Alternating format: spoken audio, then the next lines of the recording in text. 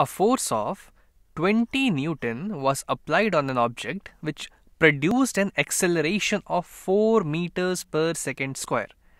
अब एक ऑब्जेक्ट था हमारे पास और उस पर हमने एक 20 न्यूटन का फोर्स लगाया, जिसकी वजह से वो जो ऑब्जेक्ट है वो 4 मीटर पर सेकेंड स्क्वायर के एक्सेलरेशन से मूव करने लगा. हो सकता है आपने साइंस में अभी तक ये चीज़ें नहीं पढ़ी हो, तो मैं आपको बता दूं कि फोर्स हम एक पुश कर रहे हैं ऑब्जेक्ट को, तो अब हमने उस ऑब्जेक्ट को पुश किया तो ऑब्जेक्ट मूव करेगा, तो उसकी जो वेलोसिटी चेंज हुई है वो 4 मीटर पर सेकेंड स्क्वायर से चेंज हो रही है. हालांकि इतना डिटेल में अभी जाने की ज़रूरत नहीं है, हम बस देखते हैं कि एक्चुअली हमसे करवाना क्या चाह रहा है. तो हमें यहाँ पे दो चीज़ें दिख गई, एक है फोर्स और दूसरा है एक्सेलरेशन, जो कि उसके वजह से चेंज हो रहा है. Now as per Newton's second law of motion, अब न्यूटन के 3 लॉज होते हैं मोशन के, उसमें जो सेकेंड लॉ है उसके according for an object force is directly proportional to acceleration. देखिए उसने तो हमें दे ही दिया कि हमें क्या रिलेशन है.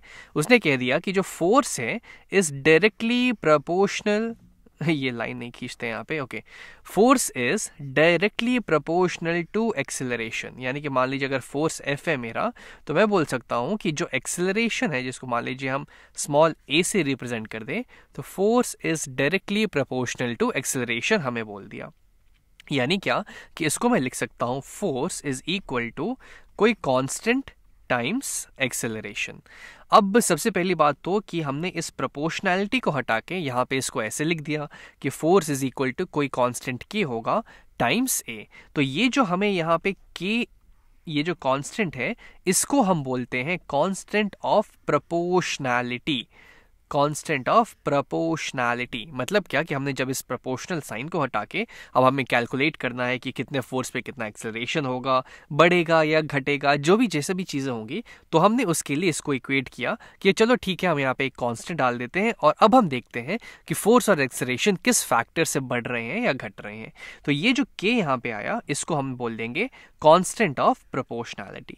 तो हमसे कहा गया है कि हमको ये पता करना है कि कांस्टेंट ऑफ प्रोपोर्शनैलिटी क्या है, and then the acceleration produced if 25 newton force was applied. और फिर हमको एक्सेलरेशन पता करना है कब, जब 25 न्यूटन फोर्स को अप्लाई किया जाएगा.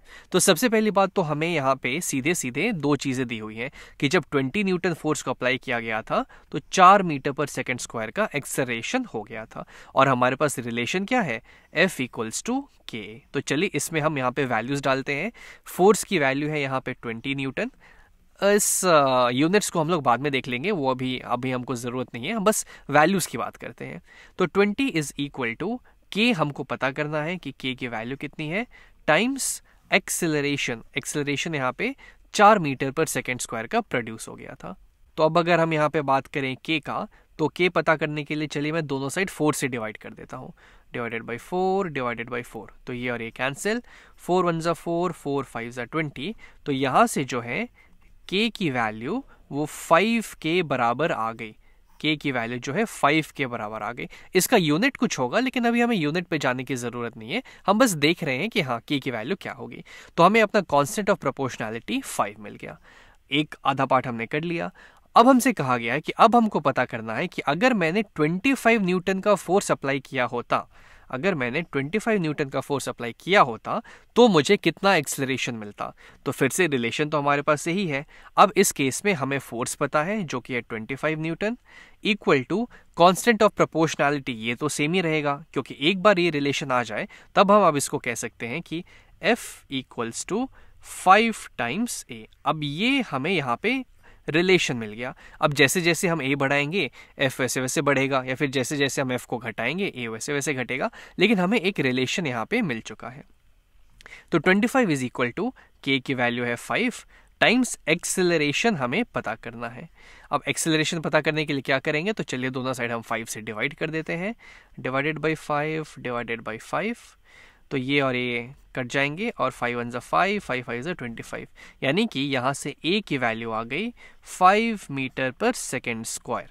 यानी कि जब 25 न्यूटन का फोर्स लगा होगा उस ऑब्जेक्ट पे तो वो 5 मीटर पर सेकेंड स्क्वायर के एक्सेलरेशन से मूव करेगा.